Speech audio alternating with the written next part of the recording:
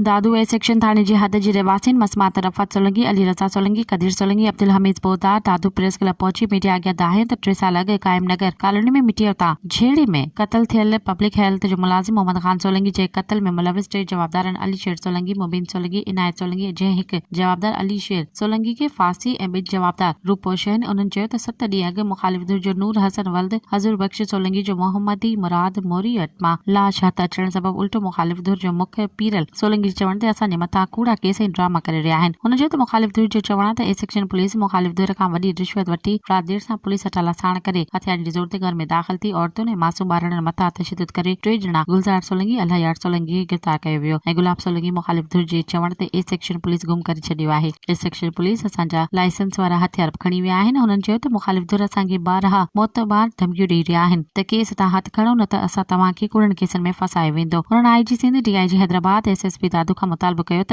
साफ़ शफ़ाफ़ इंक्वायरी करे असां ग़रीब मिस्किननि सां इंसाफ़ कयो वञे, न त ॿी सूरत में कोर्ट जो दर खड़काईंदासीं।